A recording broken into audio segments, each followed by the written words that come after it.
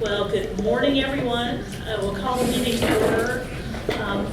Vice Chair Monis will be joining us in just a few minutes. She had a business call at 9 o'clock, and so she'll be here in just a few. But we're going to go ahead and call the meeting to order.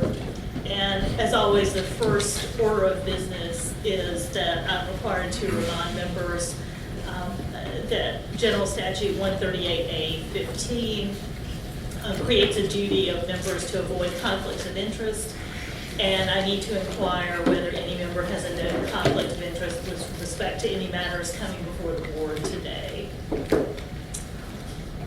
Seeing none, we will go to the next order of business, which is approval of the minutes, and you should all have the draft minutes available. Are there any questions about the minutes? If not, I'll entertain a motion to approve. So moved. Commissioner Anderson moves to approve the minutes. Is there a second? Commissioner Harris seconds the motion. Is there any discussion? Seeing none, all in favor of approving the minutes as submitted, please say aye. Aye. Any opposed, no. Thank you very much. That's unanimous. The first action item is a request for approval of proposed rule amendments and regulatory impact analysis to correct errors in the second set of air quality rules. If you remember, we've had two different sets of these. And these were, if I recall correctly, the amendments that are slightly more substantive. So I will look to the Division of Air Quality, Ms. Pickett, or Katie, to present this item. I'll be filling in. Thank you.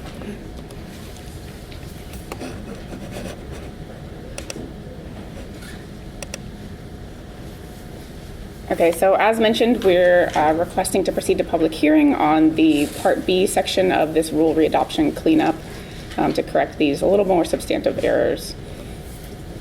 So just for some background and overview, we began the rule readoption cleanup project early last year after some staff identified several readopted rules that contained minor errors or carried through minor errors while we were working with the rules for other purposes. We had an internal and external stakeholder outreach effort that began in February and ended in May. And we identified over 30 rules during this process that we wanted to look at some additional clarifications for. The scope of the cleanup is restricted to changes that are not going to increase or decrease the regulatory burdens. And so the RIA, as reviewed by OSBM, will result in no impact within the state. And so Part B is that group of 17 rules that focus on clarification amendments. So they're not simply grammatical corrections. We addressed those in Part A. Those were technical corrections. And then these were issues that were just introduced or carried forward inadvertently during that readoption process. The RA was approved by OSBM on October 19th of last year, and Part A became effective into the code on October 1st of last year. So this is a quick summary of a very high-level overview of the rules that we're proposing changes to in this Part B package. The majority of them are still fairly straightforward and minor items. We will go into a little more detail on a few of these that we think could use some more explanation on the next few slides. So for 2Q102, stakeholders provided comment on the beginning of paragraph G13. So this was inadvertently cut off during a previous rulemaking, and so we're revising it to revert to the original language. And so the beginning of paragraph G states that certain activities won't require a permit modification or permit under 2Q300. And one of those is solid waste landfills, and you can see the underlined portion is what ended up getting cut off. And so we're reinstating that to clarify that the solid waste landfills are what don't require a permit modification, but that exemption does not apply to the flares and the other sources of combustion at solid waste landfills. And then that last sentence clarifies that as well, that those are required to obtain a permit pursuant to 2Q300.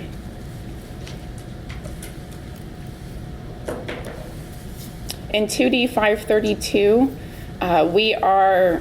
during a previous rulemaking, the phrase particulate matter was removed from subparagraph C3, and the intent was to replace it with more accurate terms and more specific terms, PM10 and PM2.5.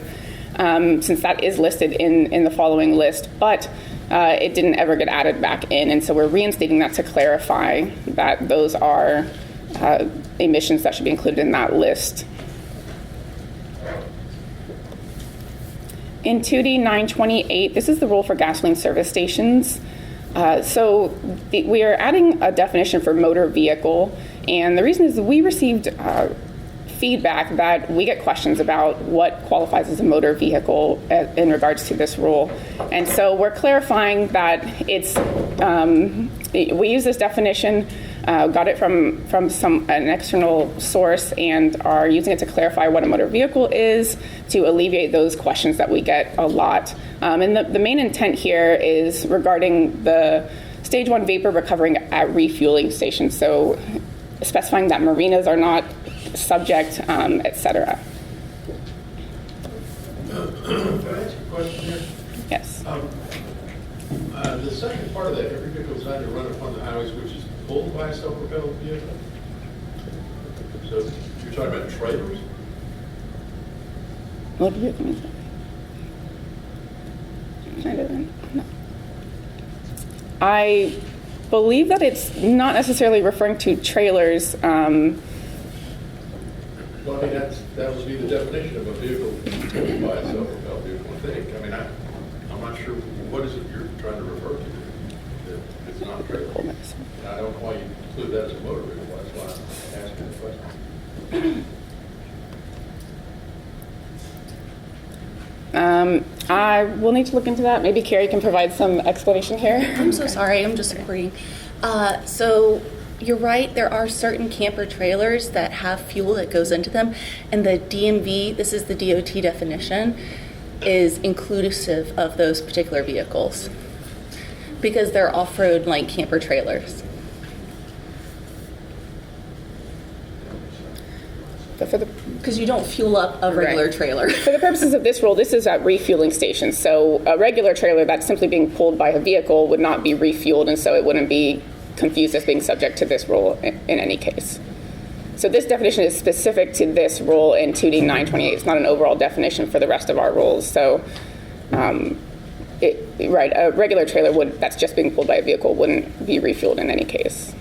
Well, but if you're pulling a trailer and you're repairing gas cans on it, you put gas in those cans, it sounds like you've now just defined that as a motor vehicle because they're putting gas in a can in that trailer. Unless I'm a little mixed up here, but maybe I don't understand the context of this rule. Maybe that's a problem. I'm not sure you fixed the problem. Commissioner Sullivan? What comes to my mind would be like emergency generators or backhoes or things like that. Is that the intent of the rule? Because those aren't really regulated by DOT for, permits and whatnot to ride on the road. They're always on a trailer, but they're going to be refueled. Sometimes in the back and sometimes in a can, right? Sometimes they. So I guess that would be to follow on with Commissioner Carter's question. Is that the intent that a backhoe or emergency generator on wheels that's not running when it's coming down the road is considered a motor vehicle, I guess? Let me ask a related question. Does this definition simply repeat the definition in General Statute 24.01? I believe it does. Yes, it does. In that case, would it be simpler to simply cross-reference that definition as opposed to restating it? I think that could be an option that we could do. I could look at doing that. I think one of the difficulties here is trying to answer questions about a definition that in fact is adopted in legislation and that we may not be fully prepared to explain. Right. I don't even know what 20-401 refers to. It could be. So council has pulled up the definition from the statute. If you'd like to provide a little bit more background on how this language relates to the statute language. So thank you, Madam Chair. So General Statute 20-4.01 is largely the same. It defines every vehicle which is self-propelled and every vehicle designed to run upon the highway, which is pulled by a self-propelled vehicle, except as specifically provided otherwise. This term shall not include mopeds or electric assisted bicycles. So largely that is That's different. a repeat of 20-4.01. But, counsel, did you repeat that again? Because it sounded like you said designed to run on the roads, which is a different definition than what's here. Because I'm thinking about an off-road vehicle that's just on a trailer.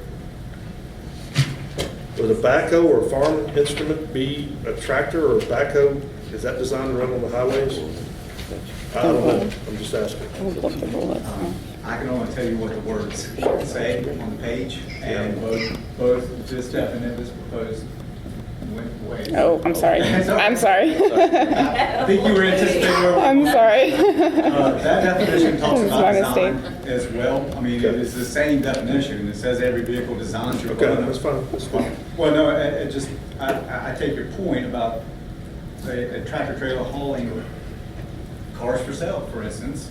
Every car in that trailer would in fact be a car designed to run on a highway, so would that or wouldn't that catch it? But I think Ms. Quinlan was saying that the rule is actually designed to cover not necessarily the vehicle, but the fueling station? Is that Yes, correct? it's the vapor recovery at the service station. So what types of vehicles would be refueled at a fueling station? So it doesn't apply to the vehicle itself, but rather what is refueled at a refueling station. So the rule itself is applying to the fueling station. So in other words, they couldn't have a special pump that's not got the emissions control on it for off-road vehicles and one for just on-road. The service station has to just, Yeah, right. if the pump goes in them, they've all got to have the emission control. As far as I understand, For the that's capture, correct, yeah. yes. Okay.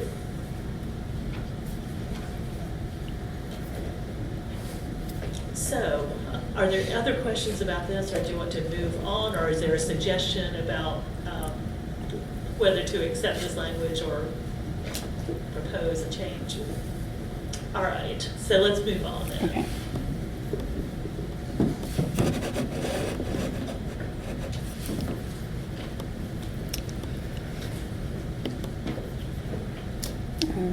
Unable to control the screen. So the next rule is, we wanted to highlight, we are proposing the repeal of one rule, and that's 15A NCACO 2D 0960. And this was the cargo tank leak tester report. And if you recall, in the Group 6 readoption package, there were over 100 rules. The comments were unpredictable. And so both rules 932 and 960 were included, and this was to ensure that the record-keeping requirements for cargo tank owners were retained regardless of the process outcome. So, for example, if something were to get held up at the RRC stage or just later on in the process, we didn't want to lose those requirements if these two rules ended up being separated in that package. And so now there are duplicative requirements, and so EPA suggested that we repeal 2D 960 because it's no longer necessary. And this was regarding the state-managed sticker program and record keeping that applied to inspection facilities. So we revamped that language during the readoption process to focus on the cargo tank owners and their obligations regarding the vapor leak inspections. And then now there's duplicative language, and so we're repealing the extra language. So for our tentative rulemaking timeline, we've presented the concept, the draft rules to the AQC, and now we're requesting to proceed to public comment from the EMC. If we received that approval today, we would be looking at a public comment period, likely spanning March and April, a public hearing during that time period, and be looking at requesting approval and adoption of the rule revisions in May, and then proceeding to the RRC for a tentative effective date of August 1st. And so with that, the director recommends the commission approve the proposed rule amendments and regulatory impact analysis for the amendments to correct errors introduced during the rule readoption process, Part B, and the repeal of 15A and CAC 2D 960 to proceed to public comment. Commissioner Solomon? Question on 532. I know you're going out to public hearing and we'll hear all this, but the question is really aimed at the fiscal note or the regulatory impact analysis. On 532, you are changing something from specifically 2.5 and 10. You're adding those standards in there that may have been there before, and I'm not sure. But my question is, does that create some type of calculation or some kind of regulatory burden that needs to be accounted for, and not just said these are procedural and there's no cost? Understood. Right, so the way that these were implemented never changed, because that was always the intent, is that there would be an ambient standard for those pollutants. And so there was no change in the way that they're being implemented. It was just an oversight where it was removed and accidentally not replaced with the correct terms. But the procedure... So let me clarify. 'Cause Okay. in 3, that's where you make the change to PM 2.5 Right. and PM 10. In 4, I think you said that, but there is PM 2.5 and PM 10 in that list under 4. So you're just adding that in 4, we included 2.5 and PM 10, so now we want to go back and add it into 3. Right. So that doesn't change the regulatory burden or the testing or reporting or anything. That's correct, yes. Okay, thank you. Thank you. Are there any other questions about the rule changes or the regulatory impact analysis? Is anyone prepared with a motion?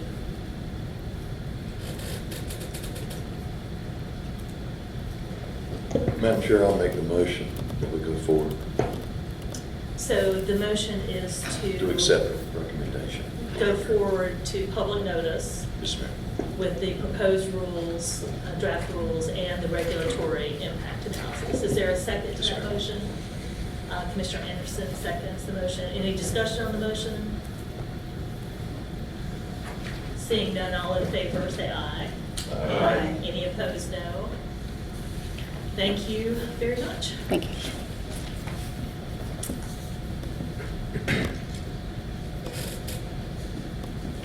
The next action item is to request approval to proceed to public comment with proposed reclassifications in the Watauga River Basin to high-quality waters or outstanding resource waters. And Ms. Weaver is here to present that.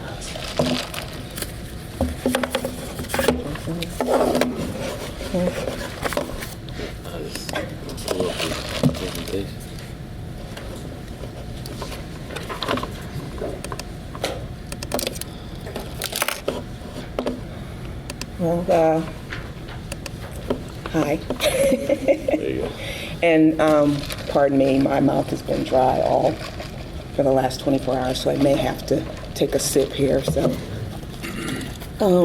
but good morning and Happy New Year, Chairwoman Smith and members of the Commission and General Counsel. My name is Adrienne Weaver. I work in the Classification and Standards Rules Review Branch. And I'm here today before you on behalf of the Division of Water Resources to present the proposed reclassifications for 11 streams in the Watauga River Basin that we are requesting permission, your permission today, to proceed to public notice and comment with. Let me take this off. Excuse me. And so the Division of Water Resources Biological Assessment Branch has nominated 4 waters for the supplemental high-quality waters and HQW classification. Excuse me. The HQW supplemental classification is intended to maintain and protect waters having excellent water quality. That is to say, waters having a water quality level higher than the minimum water quality standards for the state. The minimum water quality standards in North Carolina protect the quality of water necessary to support Clean Water Act Section 101A uses known as aquatic life propagation and recreation. The HQW classification assigned to waters provides capacity to waters to absorb waste without adversely affecting the water quality and the waters that are, the uses that are in the waters. The outstanding resource classification regulations, I missed something. Let me step back. So according to 15A NCA 02B 20224, the water quality standards for the high quality waters classification, waters can meet this excellent water quality requirement based on biological, physical, chemical, and information, as well as North Carolina Marine Fisheries or Wildlife Commission's designations for nursery areas. Now on to the outstanding resource waters classification. The Biological Assessment Branch nominated 7 of the 11 streams for the supplemental outstanding resource waters classification. The ORW classification is intended to protect unique and special waters with excellent water quality and that also demonstrate an exceptional state or national recreational and ecological significance. The purpose of the classification is to ensure protection of these waters and their outstanding resource values. The conditions a water must meet in order to qualify for the ORW classification are stated in the ORW Water Quality Standards Regulations 15A NCAC 02B.0224, and they are listed on the slide in front of you. So take a peek at that for a second. I won't say what those are, but just kind of look at the slide.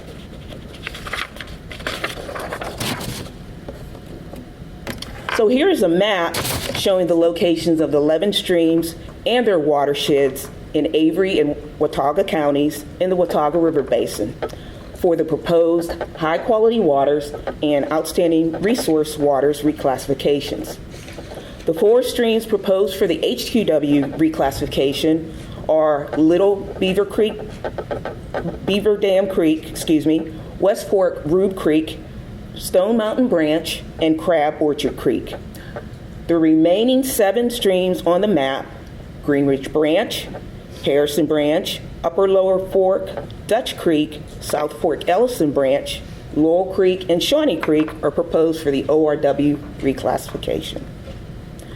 Most of these watersheds, involved in the proposed reclassifications are scattered throughout Watauga County, except for portions of the Green Ridge Branch watershed and Shawnee Creek watersheds, which are located in Avery County. Portions of 2 of the 6 municipalities in the basin are in 2 of the watersheds. They are the town of Seven Devils, which is in the Dutch Creek watershed, and the town of Banner Elk in the Shawnee Hawk Creek watershed. Most of the lands in the watersheds are privately owned and primarily forested, with lesser areas of under cultivation and development. The watershed range in size from approximately 205 acres to 4,600 acres. So here is a table that shows for each of the streams, 7 streams considered for the OWR reclassifications, the existing classification, the bio-classification rating for the benthic macroinvertebrate samples that were collected in the stream once again by DWR's Biological Assessment Branch in 2020. And this bioclassification rating is indicative of the water quality of the stream. And this table also provides the documented outstanding resource value for the stream. Presently, the streams are assigned the classifications of C, Class B trout, and Class C trout. Water quality in the streams is excellent, and the streams exhibit at least 1 outstanding resource value.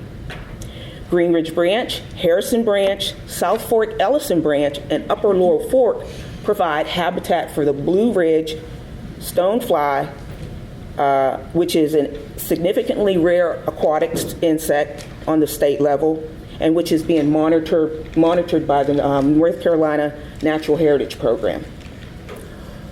Laurel Creek is habitat for the long-tailed salamander, a state species of special concern.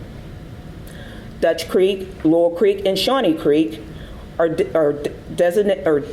destinations for trout fishing and are important sites for the North Carolina Wildlife Resources Public Mountain Stream Waters Program. And finally, Green Ridge Branch is a component of Grandfather Mountain State Park. which I know you all are familiar with. The table shows, on this map, shows the same information that I went over with you in the previous slide.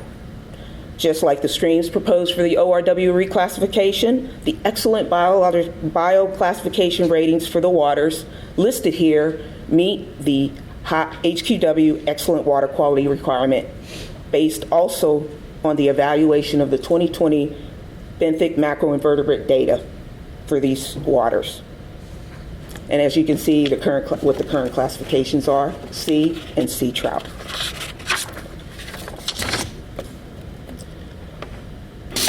Now I'm going to spend a little bit of time on this because I think this is important, and I spent the most work on this. It was a good exercise. Trying to understand these rules is a good exercise. So this table shows a comparison of the current and proposed protection requirements for the waters associated with the proposed reclassifications.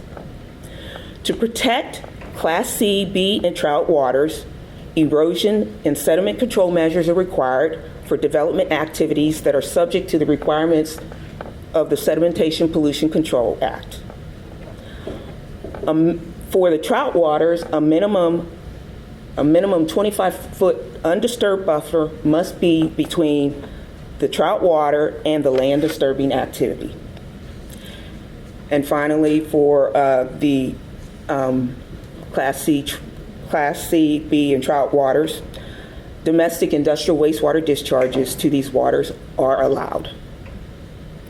If the HQW reclassifications are proposed, wastewater discharges from new single-family residents will not be allowed.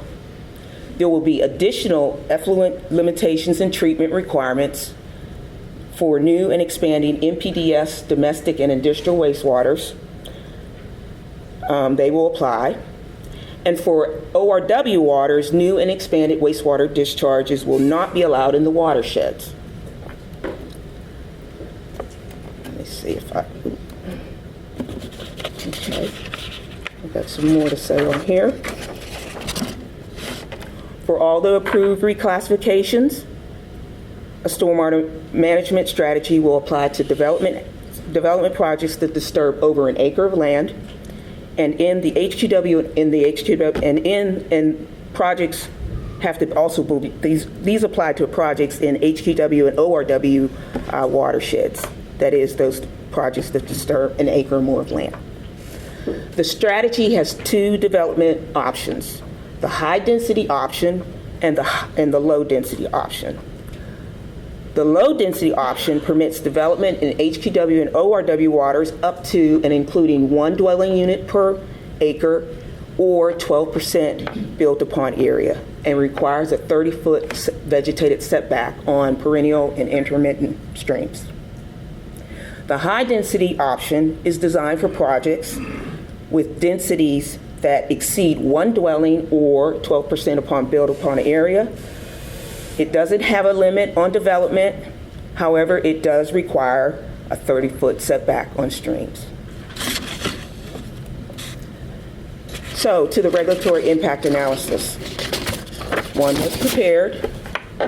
It got approved, thank God, by OSBM.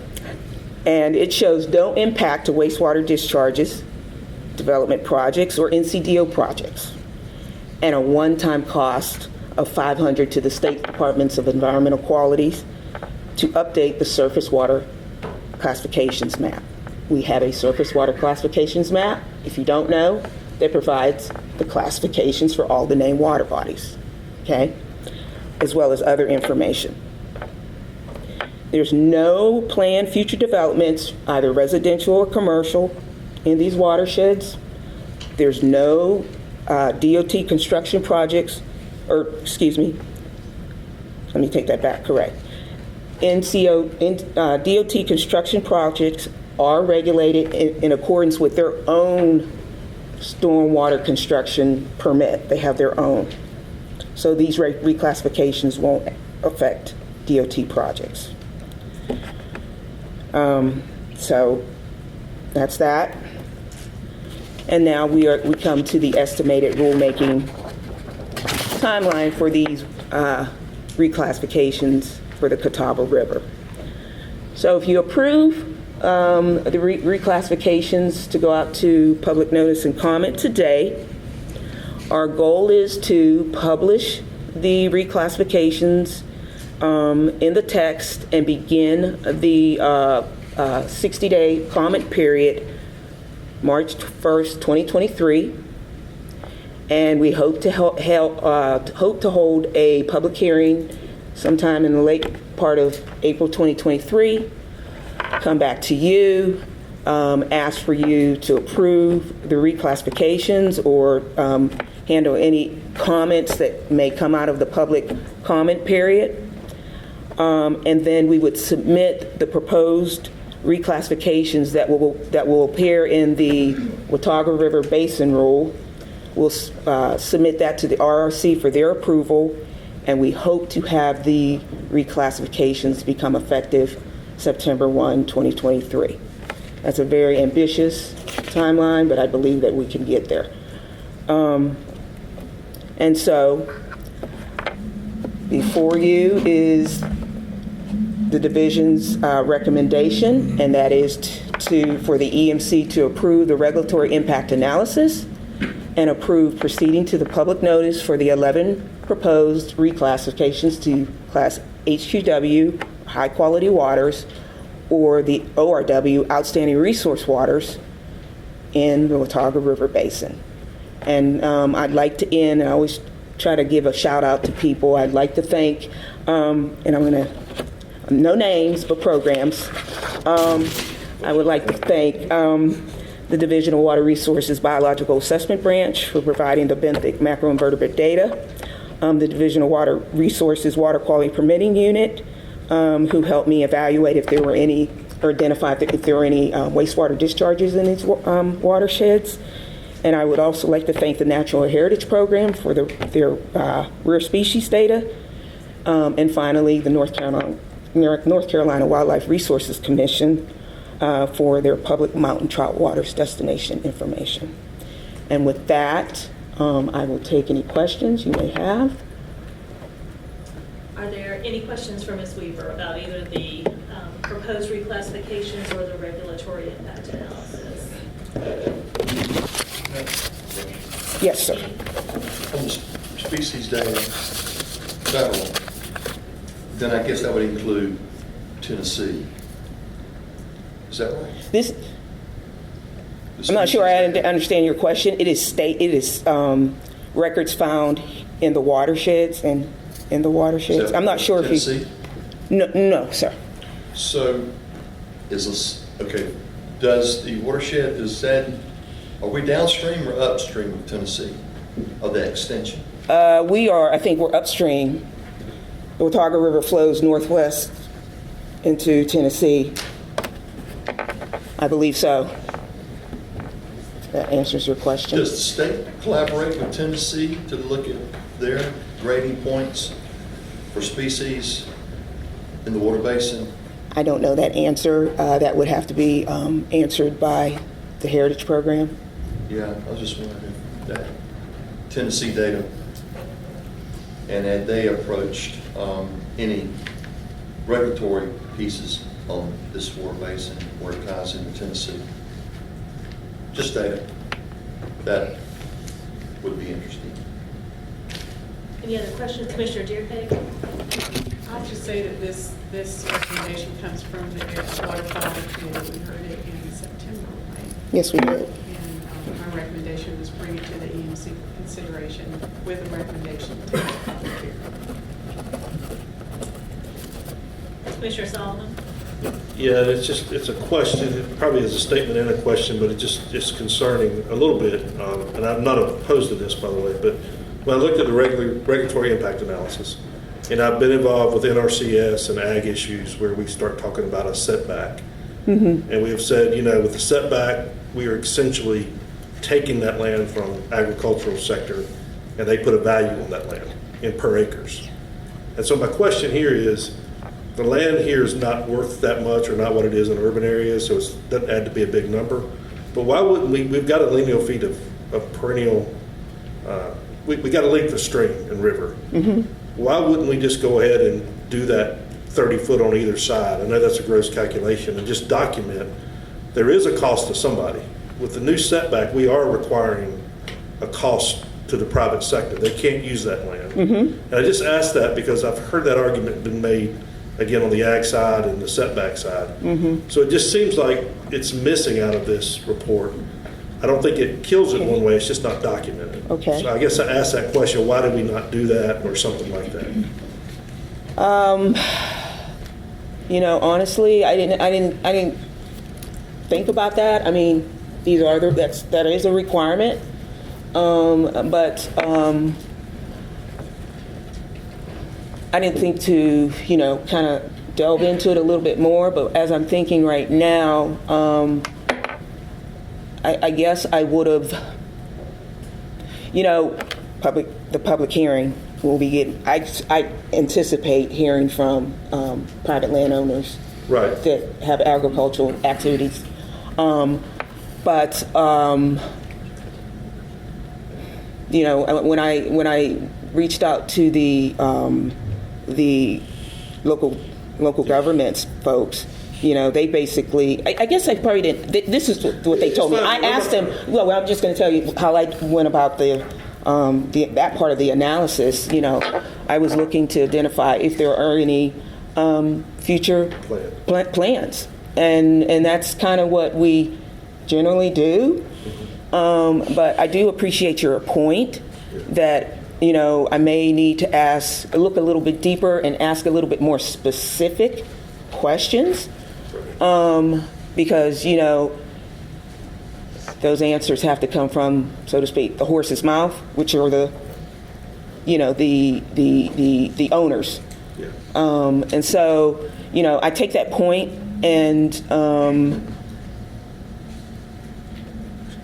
you know, we'll have to wait until we see what comes out of it. But, you know, for future RIA's analysis of, you know, HQW, ORW classifications, have to dig a little bit deper, as I would think. Yeah, and my concern is more when we go out to hearing, Yeah. we don't get balled up and come back on this because it's a zero sitting there. Right, Versus right. even if it's a number and it's not, you can argue about Right. the number, but zero, they won't argue about the zero. Right. So, anyway, And it kind of makes it hard, you know, let me just stop it. It kind of makes it hard if you don't know what's coming down the pike, too. You know? But there is still an impact, and I'm just arguing Sure. what I've heard argued before by the ag sector is you are restricting my use forever of that 25 or 30 foot strip in there. I understand. Can I ask one clarifying question related to Commissioner Solomon's point? The rules do, and I'm talking not these rules specifically, but the water quality rules generally, make a distinction between setbacks and riparian buffer requirements.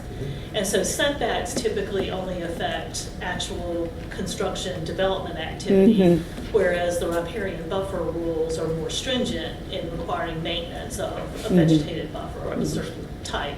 And so that may be part of the question here that we need to get feedback on in the public hearing, because the setback typically is probably not as restrictive for agricultural uses as a riparian buffer may be, plus a number of the rules have exceptions for certain types of activities in any case. So that may be something we just need to actively solicit more comment on, I think, is that distinction and whether the setbacks as they apply here would have that kind of impact.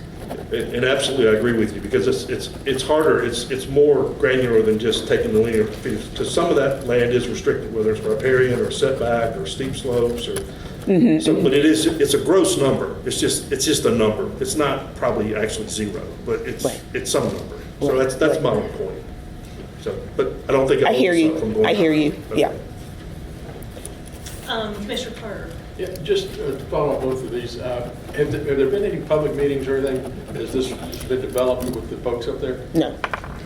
And finally, I guess, what is actually the impetus for this particular change in classification? Did the local governments come forward with it, or the groups that were concerned about trout streams, or what's actually been the moving?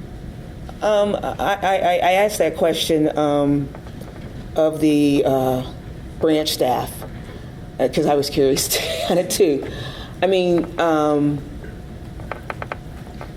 they had been talking with some of the Wildlife Resource Commission and some other group. I can't remember right now, but there's concern out there that development is growing out there, and it has potential to impact those high quality waters. They're still out there, and they're not classified. And so, Commissioner Carter, to answer your question, the requester has just heard at the local level that, hey, we're concerned about development, and we want to do something, try to protect it. And this is coming from the environmental agency, so, Commissioner Carter. So, Well, we'll see what comes back. Yeah. After it goes out. Yeah, I'm curious because there's a lot of watersheds out there. It covers a large area.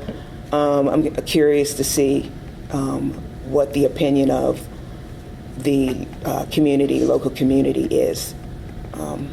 So. Are there other questions for Ms. Weaver?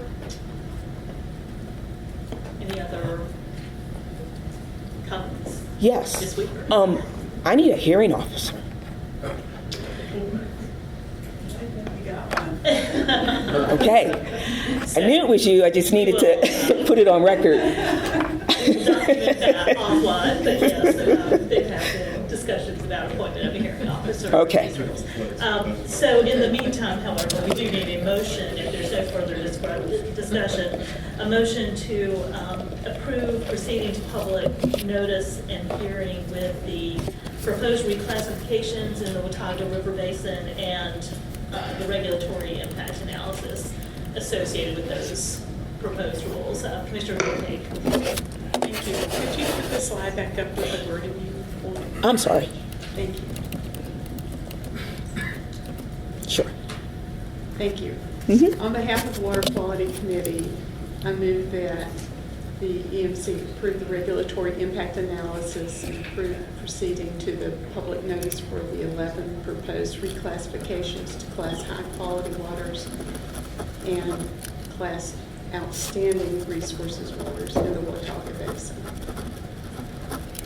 Is there a second to that motion? Madam Chair, John McAdams, aye. Second. A second by Commissioner McAdams. Is there any discussion on the motion? Seeing none, all in favor say aye. Aye. Any opposed, no. Unanimous vote. Thank you very much. Thank you. Ms. Weaver. Thank you. Here's Sheldon. The next action item is to request final adoption of the proposed amendments to the lab certification rule. If you recall, we talked about this last fall. I don't believe Mr. Crawford is present. He has been sick, and so I'm not sure who is presenting this agenda item for DWR. Ms. Green.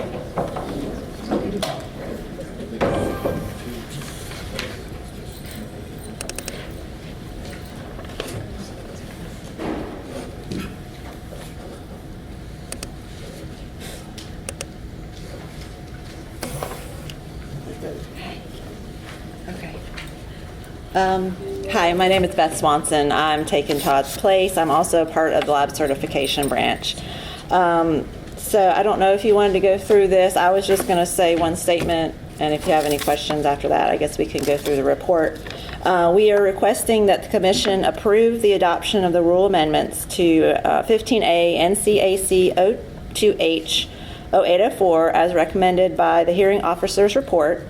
We had one comment submitted by the same person, both in person and at the public hearing and by email, and it was in favor of the proposed amendments with no changes.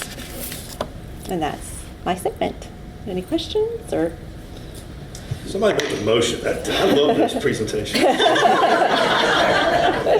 Commissioner Solomon wants to reward good behavior. We had to report in advance. You don't need to read it to us again. I mean, this is great. Are there any questions, just in case, are there any questions?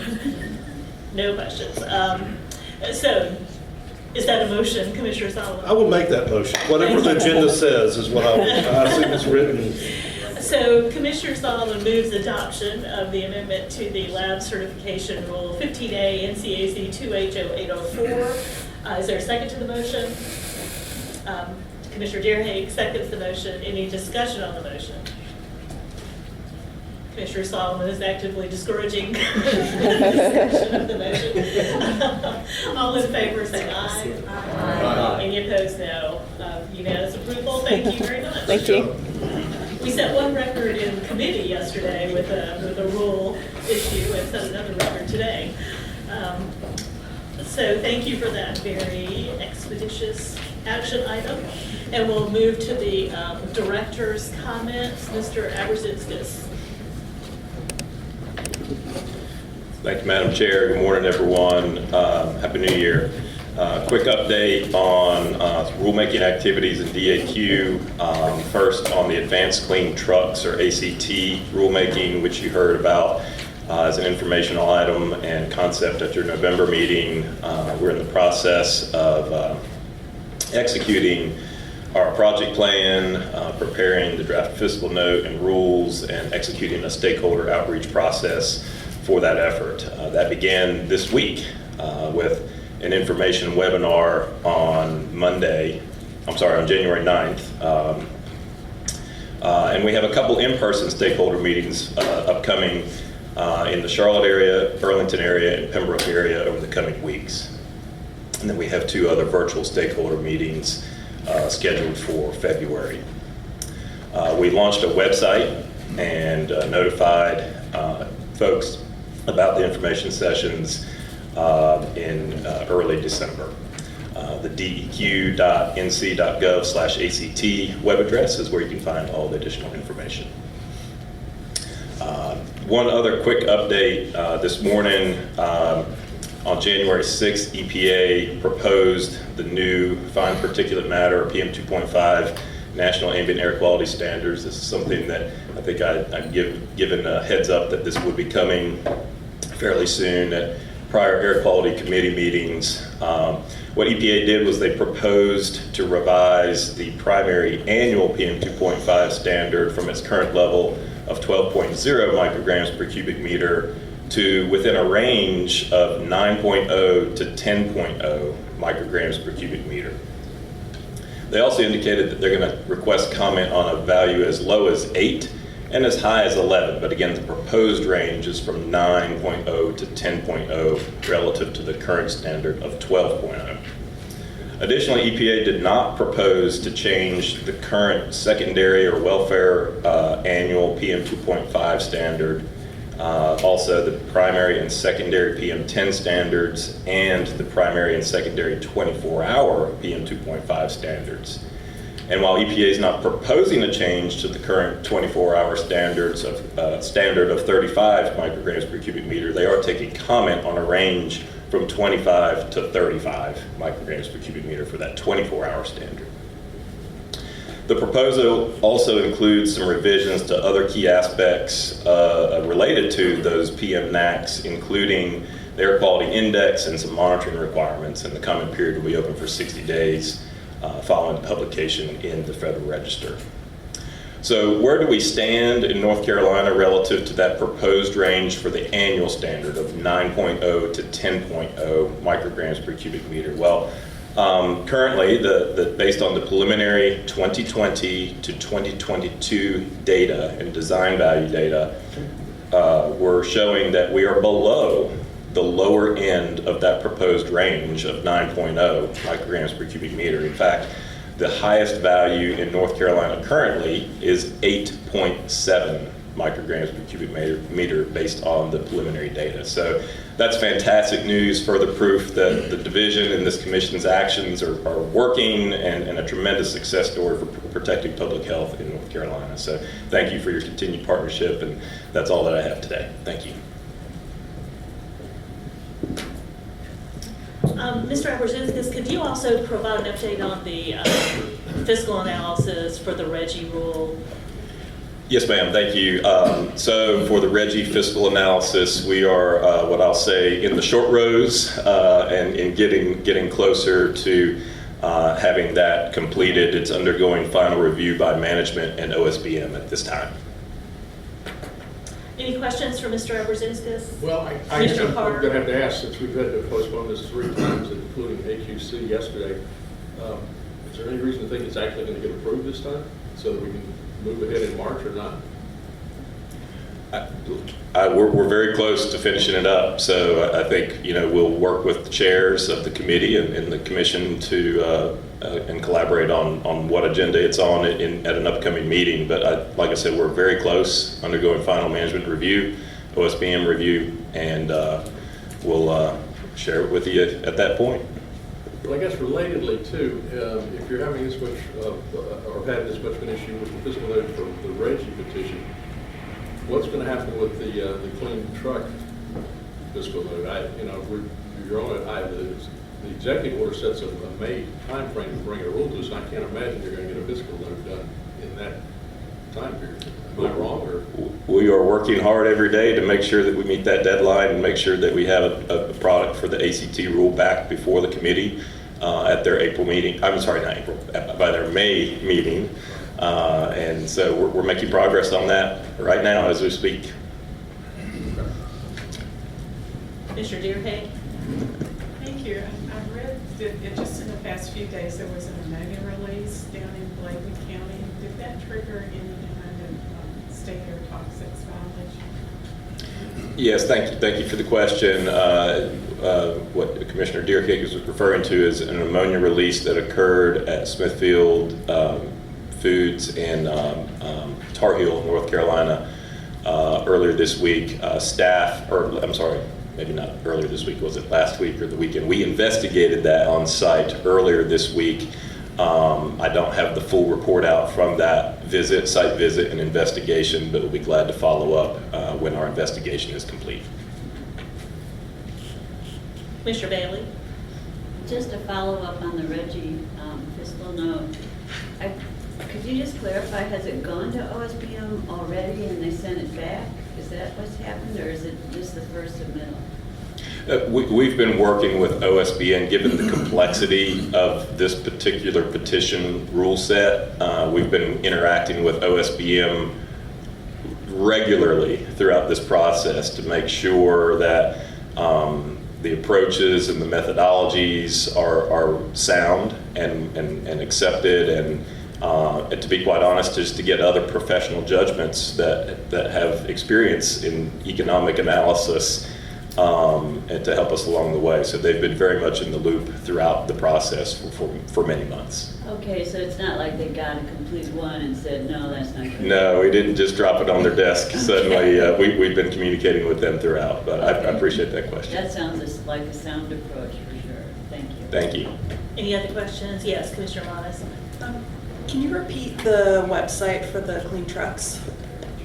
Yes, ma'am. It is www.deq.nc.gov. So if you just go to the DEQ homepage and then add /ACT, that's the short URL. That'll bring you to the webpage with a lot of information, including the details, dates, etc., for the in-person stakeholder meetings, the additional virtual stakeholder meetings and webinars, and the fact that we actually have translation. There you go. We have translational services available for some of those events as well. So we're excited about getting on the road tomorrow for the first in-person stakeholder meeting. We had about over 80 folks attend the first informational session earlier this week. We also, I failed to mention, we also did an additional event through the chamber on Tuesday. The days are running together now, which was well attended as well. We had an opportunity to talk about this program and where it's going. Thank you. Any other questions? I have a question. Commissioner King? Since our last meeting, sometime around, I guess it was after Thanksgiving, Wake County had a burn in a waste site that were several complaints from the citizens in that area. Can you give us some update on, I guess, the permitting status and how that was permitted to begin the burn, and if you don't have that information, I guess you could probably get that from staff and bring it back. But there was calls made, complaints of that, and then from that, was it permitted? And if it were permitted, then the control piece in the beginning and later on. Do you have any insight on that? I do. Thank you, Commissioner King. I think what you're referring to is a fire that occurred at Wall Recycling in North Raleigh. Started somewhere around Thanksgiving weekend, if I recall correctly. This is a yard debris type of site. I will clarify right off the top, there was no authorization given by the Division of Air Quality or permitted activity with regard to this fire that occurred.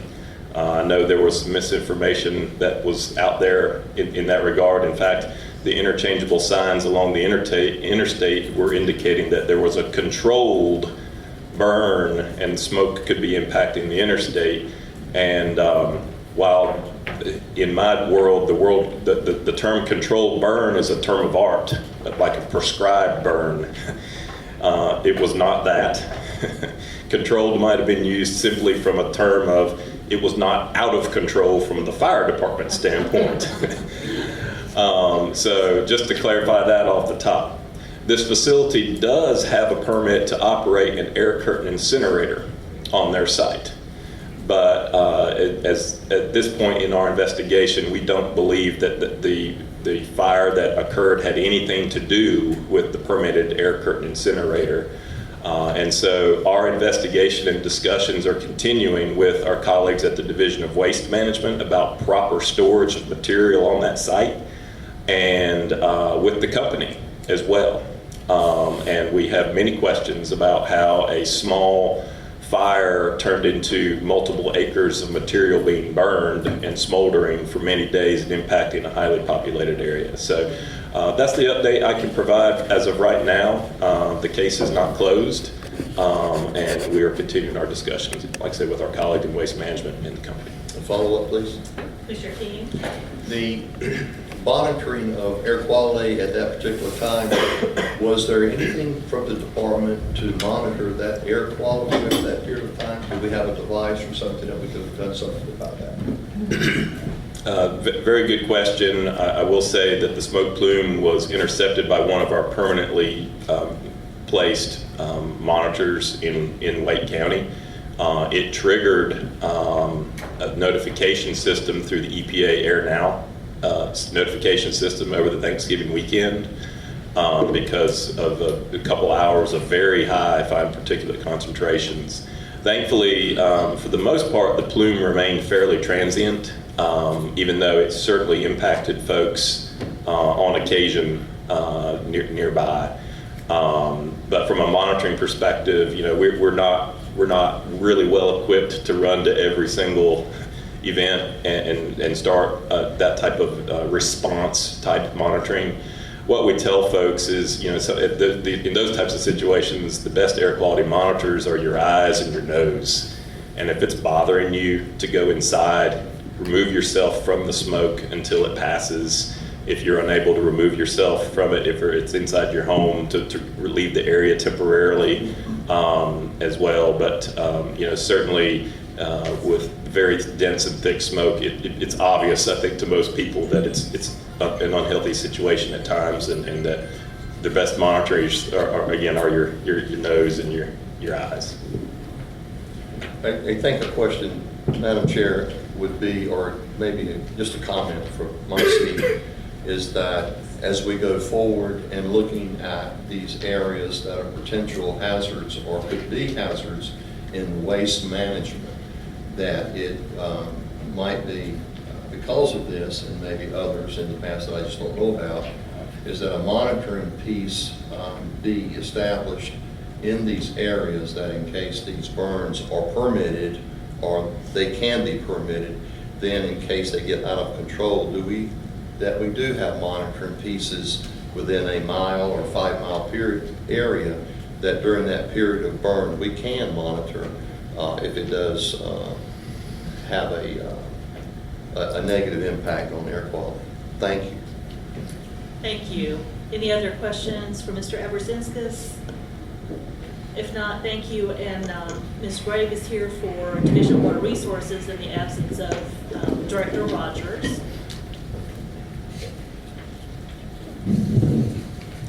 Good morning, Commission. I'm Julie Greb, I'm Deputy Director of Division of Water Resources, and Richard left me with these remarks for you.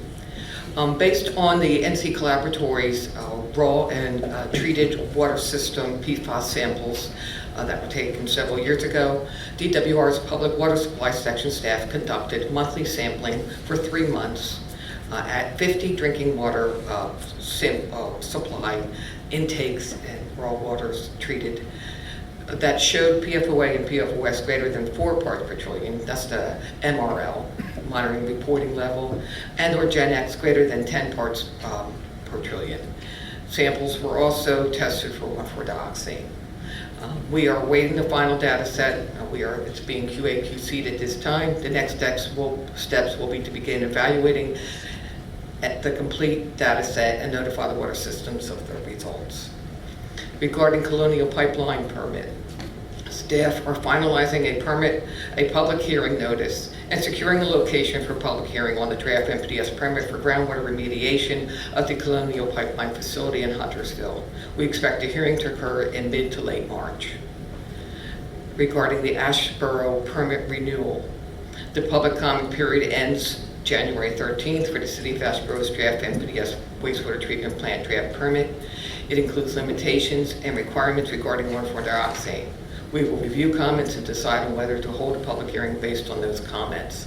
I should let you know, as of today, we have decided to extend the comment period by 2 weeks since it was over the holidays. It is a complex permit, and enable them, if anybody stakeholder would like to contact the permittee who wrote it directly if they have any questions on how the limits were established, though we did clearly spell that out in the fact sheet. Regarding the Cape Fear River Basin Plan. The Basin Planning Branch continues to work on the Cape Fear River Basin Plan. The basin planners will be working with program managers and upper management to review recommendations and items identified as parking lot issues that will need to be addressed later in the year. The goal is to have the plan out for public comment in the winter or spring of 2023 before presenting to the Water Quality Committee. High Rock Lake. In December, the EPA approved the EMC site-specific chlorophyll A surface water quality standard for the High Rock Lake Reservoir. This site-specific standard, which the EMC adopted in July of 2022, was the first standard adopted under North Carolina's Nutrient Criteria Development Plan. This adoption was an important step in addressing nutrient impacts and allows the state to move forward on the nutrient management strategy development. Staff held community meetings in 2022 and will continue to engage and collaborate with community members. We are working on a press release with more details and will post community meeting dates on our DEQ website. Regarding staffing, in the new year, the division continues to be challenged with filling vacancies. While we are making headway filling vacancies in our NPDS program and elsewhere, we continue to have an average of 23% vacancy rate. Retention is a greater concern as staff continue to find higher paying positions in a very robust job market. This loss of staff will be amplified as our workload will increase significantly with the permitting of ARPA projects and the continued economic growth in the state is experiencing. The department has acknowledged this challenge and has made staff retention a top priority in its proposed 23-25 budget. The plan provides a path for current staff to realize salary increases along a continuum based on years of service. The department, including DWR, is woefully out of line with the salary targets expressed in the plan. DWR has taken initial steps to generate funds to implement phase 1 of the plan that will align staff salaries with their time of service up to the midpoint of their salary grade. The initial phase of the plan also increases the starting base salaries for new employees to better attract qualified candidates. Because of the substantial cost to implement the plan, it will be implemented in phases, and we are moving forward with phase 1 in early 2023. The department and DWR for the first time have a comprehensive strategy to better support DWR staff who are essential to protecting our water resources. Regarding the WOTUS research rulemaking, on December 30th, 2022, the EPA and the Department of the Army announced the final rule to define waters of the United States, called WOTUS. A pre-publication version of the final view, rule, and supporting documents are available on EPA's website. EPA describes the final rule as a return to the familiar and long-standing pre-2015 WOTUS framework. The final rule will become effective 60 days after it was published in the Federal Register. EPA has provided implementation materials on its website and will hold a public webinar about the final rule on January 19, 2023. Details on the public webinar, including registration information, are available on the epa.gov/WOTUS website.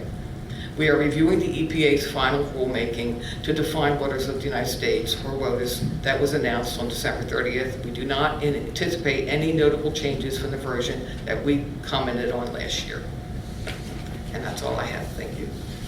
Thank you. Any questions for Ms. Rode? Seeing none, Mr. Scott for Division of Waste Management. Yes, thank you, Madam Chair, members of the Commission.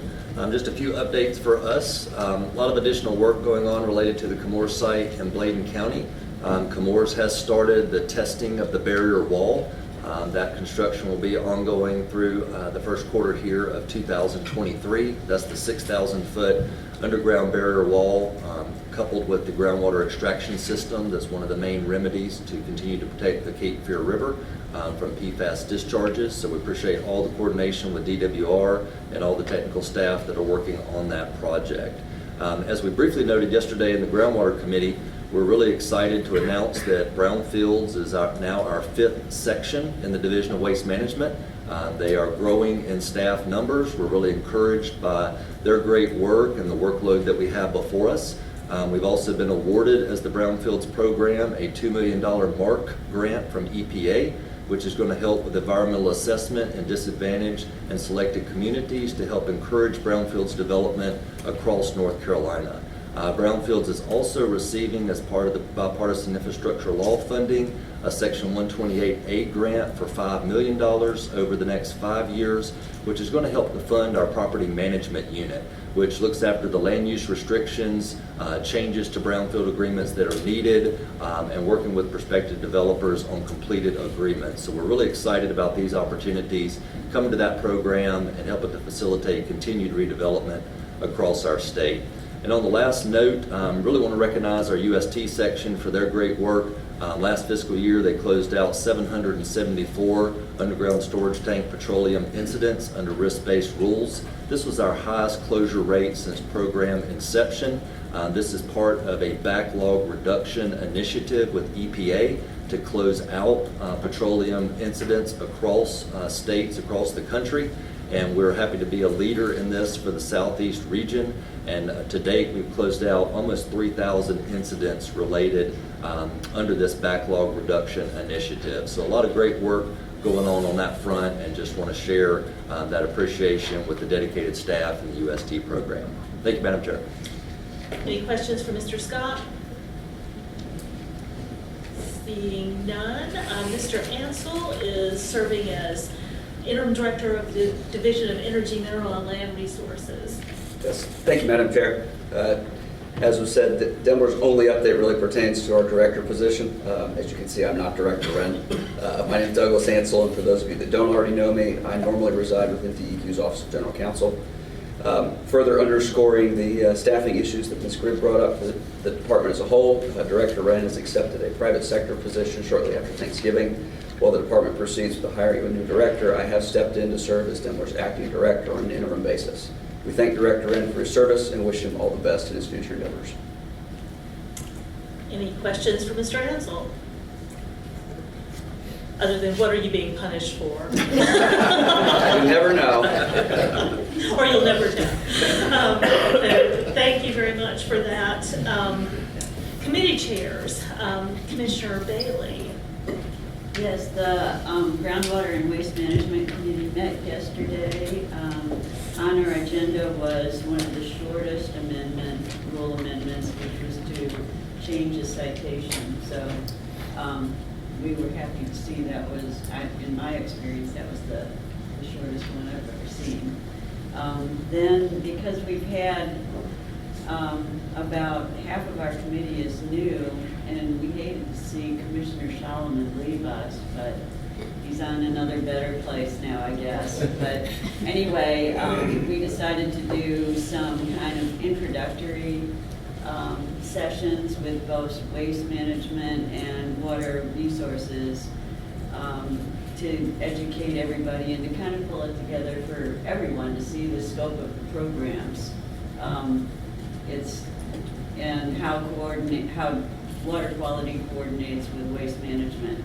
So thank you, Director Scott and Director Rogers and Karen Wiggins and Richard Shelton that worked on that for us.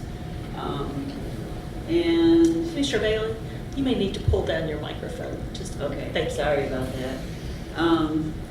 And I think that we're just another, for people that are interested, we're going to continue with information items in the March meeting. If anybody else wants to attend, you're always welcome to sit in. Commissioner Duggan sat in with us yesterday, and since these are introductory kinds of sessions, it might be helpful for everybody if they want to learn a little bit more about these two programs and how they coordinate. You know, you'll see in some of these directors' comments that we don't see the scope of everything that they do. We're more seeing the regulatory things and things going out to public notice, but like the Brownfields program, I mean, that's not something that would come before us necessarily. So it's interesting to see what they've got to deal with. So again, I wanted to thank both divisions for their presentations and looking forward to the ones in March. And if anybody has things they want to add on to the March informational sessions, just shoot me an email. I'd really appreciate it. Thank you. Thank you. Commissioner Deerhake, Water Quality Committee. Thank you. Yes, the Water Quality Committee did meet, and we welcomed 2 new members, Commissioners Duggan and Solomon. So I don't know that Commissioner Solomon went to a better place, but he has moved to the Water Quality Committee. Both are very important committees, and we're happy to have them. We had one action item. It was a request for a major variance from the Jordan Lake Riparian Area Protection Rule for an unusual set of circumstances with a development in the Apex area. We had a recommendation from Apex that was passed along through the usual process to us. But after a lot of careful thought and discussion and weighing what our options were, we chose to deny the variance. There's always the opportunity for the town and the developer to come back to the committee if they choose. So, we had one information item. As some of you may recall, with the special order by consent with the City of Greensboro, it required reporting back to the Water Quality Committee periodically, and we received a semi-annual progress report on 1,4-dioxane in the Cave-Field River Basin. This was an in-depth presentation, very comprehensive, talking about not only the monitoring programs that are in place now and the data dating back to 2019 in both the certain municipalities that have found 1,4-dioxane issues in the past, but also industrial dischargers. And so we had a thorough review of where things stand on that, as well as a discussion and more information on the permitting plans up and down the basin for dischargers to incorporate more more active monitoring for 1,4-dioxane, as well as discharge limits that are determined based on the set of local circumstances with flow. And we are also hearing that the division is in the process of NPDES permitting renewals with a number of the communities.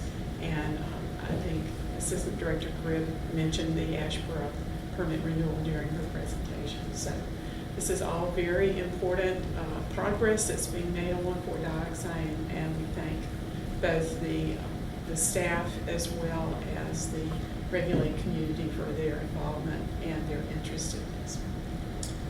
Thank you. And it was a reinforcement again for the value of the enhanced monitoring that's been going on under the special order by consent. And as you know, last year, that additional monitoring led the City of Greensboro and the Water Resources staff to the industrial discharger responsible for the spikes in 1,4-dioxane. This continued round of monitoring uncovered not a similar spike, but an elevated level that actually turned out to be related to that same facility. It was much lower level of release, but the monitoring has been incredibly valuable in targeting the source of those releases. So appreciation to everybody involved in that, both at the state level and at the City of Greensboro.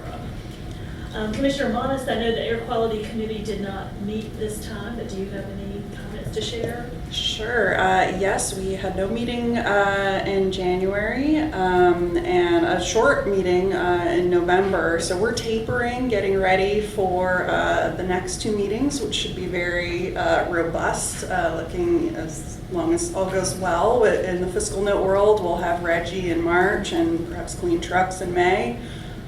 So, fuel up, get ready, bring snacks, because those should be some good and interesting meetings. Commissioner McAdams, Water Allocation Committee also did not meet, but do you have comments? I did, Madam Chair. Indeed, we did not meet, as has happened on several occasions in the past, but if you go back to November, we did have a meeting, and it was a refresher course by Harold Brady on interbasin transfers and the regulations and the approval process for that. We did that in anticipation of the North Carolina Rural Water Association mounting an effort to lobby the legislature to modify some of the interbasin transfer statutes.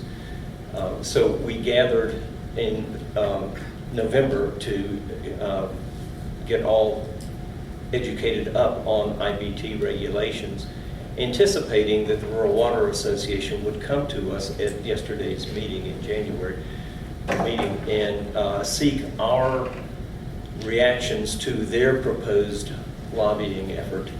However, they put their effort on hold and therefore did not come to us because their intended sponsor in the legislature did not achieve re-election, and so they're looking for a new sponsor.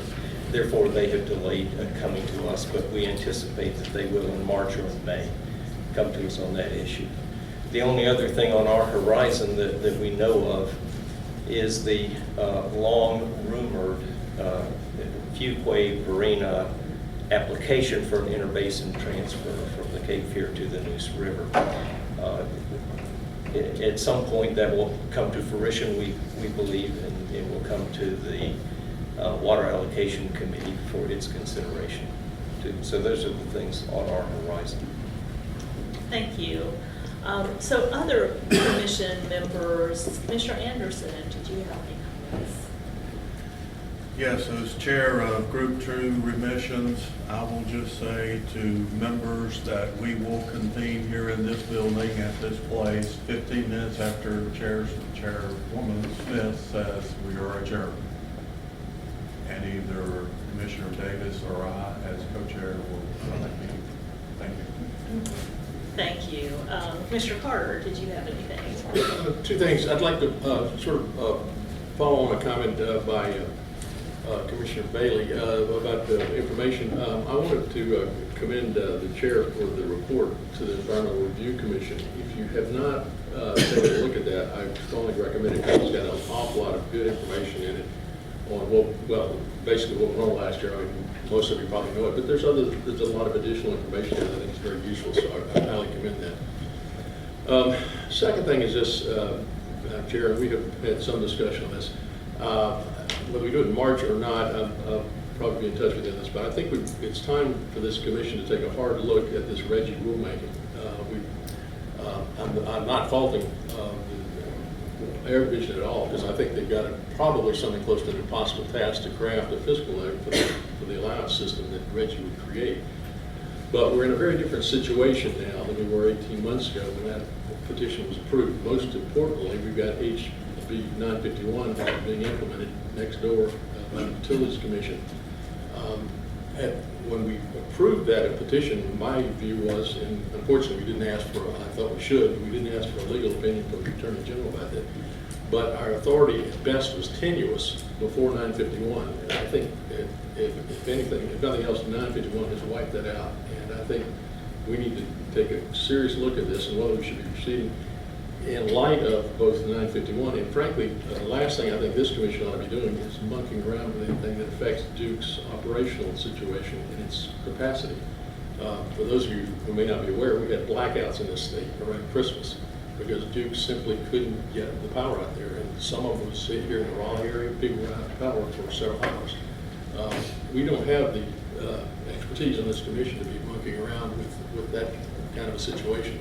And that's exactly what Reggie would do, would impose an additional set of constraints on top of whatever the Utilities Commission approves through 951. So I think we need to take a serious look at this and reconsider the question about whether we should proceed with that petition.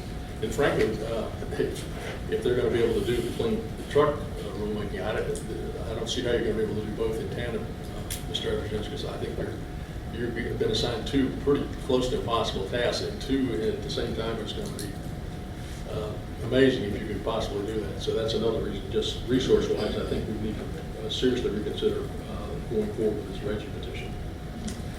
So I think the right time to have a discussion of the fiscal analysis of the Reggie rule and perhaps the developments in the meantime at the Utilities Commission would likely be in tandem in March. And as many of you may know, the Utilities Commission did approve on December 30th a plan that turned out to be not exactly a plan. It's more of a process going forward to identify changes in electric generation designed to meet the reduction goals for CO2 that are set out in House Bill 951.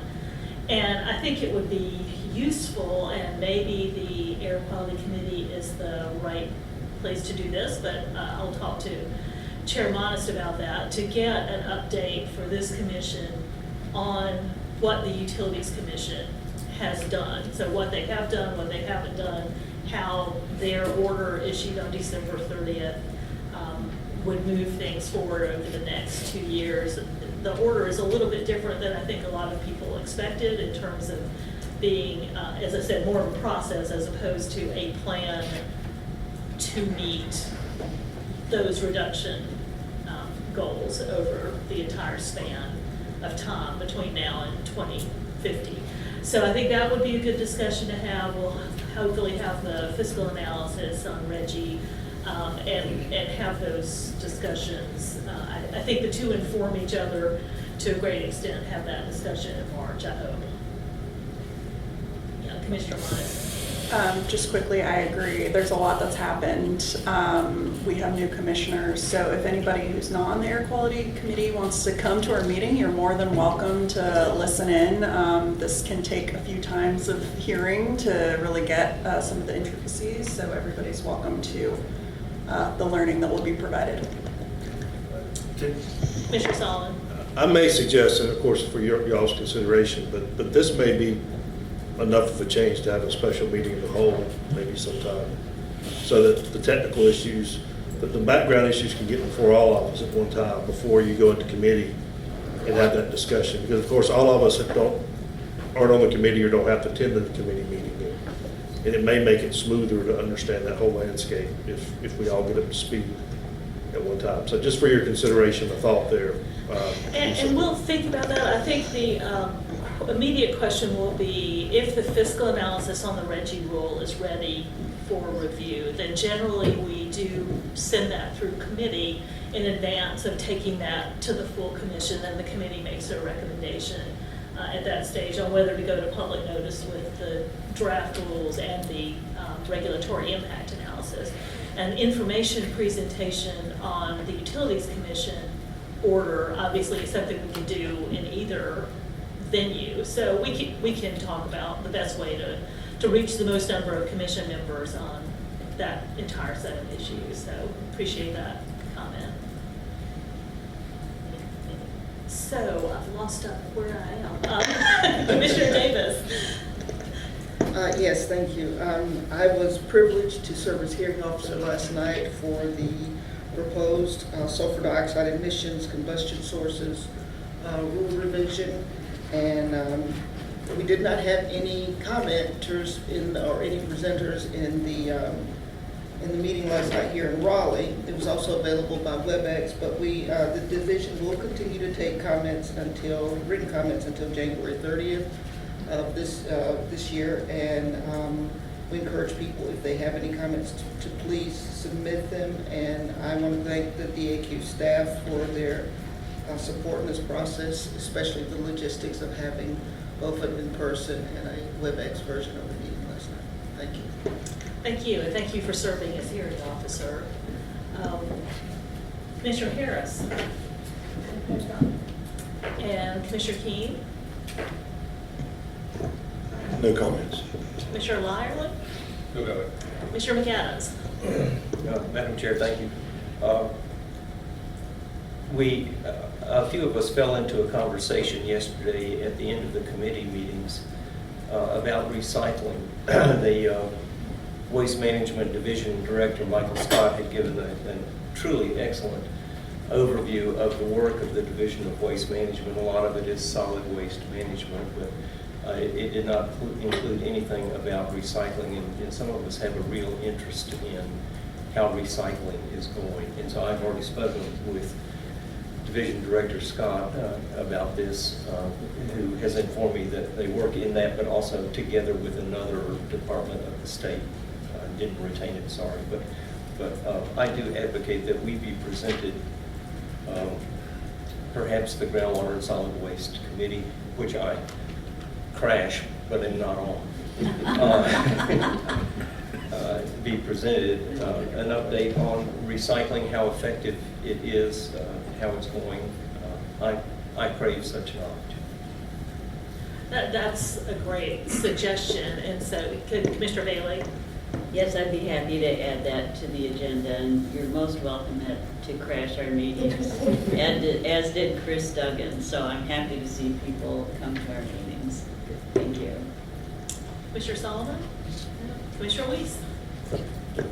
Thank you, Chair Smith. I would like to thank again Director Scott. It was a very fine presentation that he gave to the Groundwater and Waste Management Committee yesterday. And along with that, Commissioner Bailey for setting that up so that the new committee members could have a background and to tie in. Appreciate Commissioner Carter and Commissioner Manas thinking ahead for further elaboration on Reggie and the tie-in with the Utilities Commission. As a very new member to the Commission, I appreciate you bringing those things to our attention and elaboration. Thank you. Thank you. Council Reynolds, did you have anything to update the Commission on? No. Not at this time, Madam Chair. I have no other business.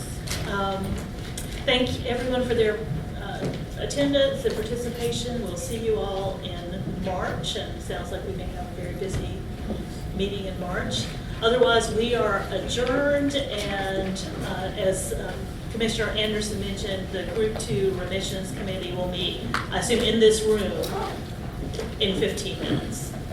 Thank you very much. Possible amount.